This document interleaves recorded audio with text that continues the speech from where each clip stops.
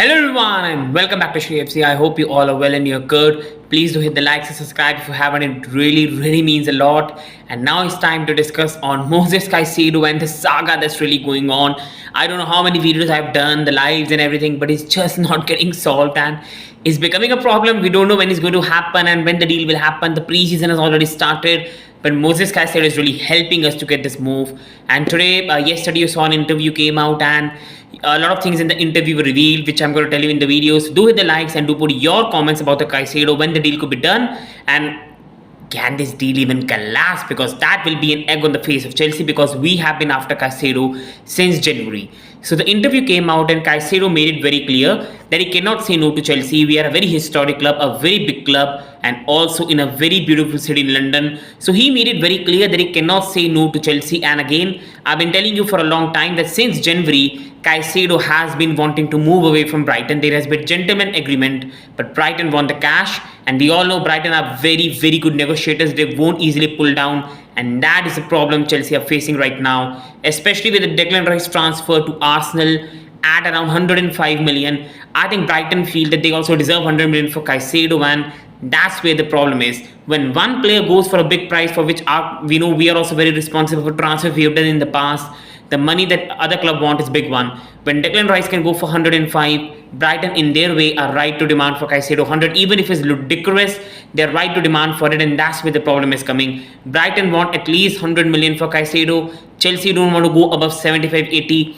And this is where the problem is coming. Moses Caicedo is trying his best to get the move away, as you can see here in the interview and everything. But again, it's up to Brighton and Chelsea's negotiators, and not up to Moses Caicedo, not up to us fans. And that's the problem. Now we all know Todd Boehly and Iqbali. Enzo Fernandez also looked like the deal will collapse, but they went there, they said we won't take no for an answer, and they got Enzo Fernandez for the big money, and they divided the payment. Now let's see what they do for Caicedo. We have good relations with Brighton. Now the problem is that because of the Levy Colwill situation, Chelsea want to keep him, Brighton want him. I think Brighton are trying to hard negotiation with Chelsea because they want Colwill, and they're trying to be a bit more hard. But I think eventually in the end they will even agree, because in the end they want to recoup in the squad, and Brighton are known to get big money for the talents they develop and use that money to get more talent. So I think eventually Caicedo deal will be done, and it's good to see that Caicedo himself is doing his best in the right way. He's not trying to go a wall or something. So in his way, he's trying to do the best, and it's very clear he wants to come to Chelsea. The personal terms have been agreed for a long time, and it's just about Brighton giving a green light and Caicedo coming to Chelsea. Now my overall opinion on Caicedo, overall just a bit of opinion which I've given earlier as well. I think this is a transfer I really want, and if this really goes away, the only option for us to go after this is Tchouaméni, and Real Madrid are even more tough negotiators than Brighton, because Real first of all are here and Brighton are here. There's not even a comparison. So will Tchouaméni even want to come to Chelsea? Nobody knows. And if Real give him promises for season ahead when Ancelotti might not be the manager, you never know, he doesn't want to come to Chelsea. Because I think if Caicedo deal collapses, the only player we can really sign that suits the system is Tchouaméni right now, one of the top midfielders in the world, and that is the problem Chelsea are. And even he will cost 90 to 100 million, so Chelsea have to be very careful, because if we don't sign Caicedo, the manager won't be happy, and again then it will be egg on our face in the market. And then again for the midfield, where we have lost Kovacic, we have lost Kante, we have lost Mason, I think we have to recoup something in the midfield, at least a player, and then you can use Andre Santos, a very good young guy, and Casadei. I think we don't need to sign two midfielders. We have Santos, we have Casadei, we have Chukwuemeka, we have Enzo. We can develop these players,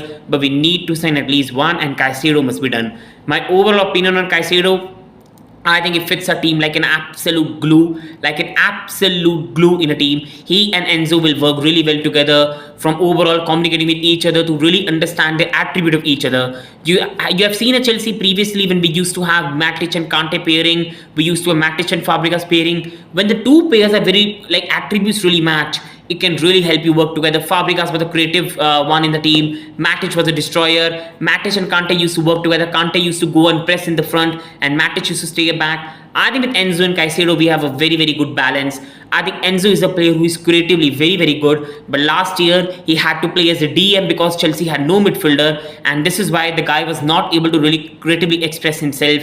Even last year, Enzo had like 7 long balls or 6 long balls per game. I saw it somewhere, and that was insane. The guy is one of the best passers in a team, or one of the best passers in the league. He is a very good passer. a very creative player. He can shoot the ball well and he's creatively very good. But Chelsea can't use him in that way because we had no midfielder. With Caicedo, Enzo can go forward, Caicedo can do the defensive work, and even both of them can sometimes press and really get the heck out of the opposition in the transitions. Whenever we are in the counter attack by an opposition, Caicedo can bail us out and win the ball back and give to Enzo. Enzo can play more forward and be more creatively good. Caicedo is a versatile player who can even go forward when required, who can even sometimes play right back, we've seen at Brighton, and I think he fits our team like a glue. And if we don't get this target, it's very difficult to find a player like Caicedo in the market, and I think this deal will be done eventually, just like you saw with Mount to United. I think 5 or 10 million is the difference between what the clubs want to pay. Brighton want 90 or 100, Chelsea want 80. I think eventually they'll agree with add-ons,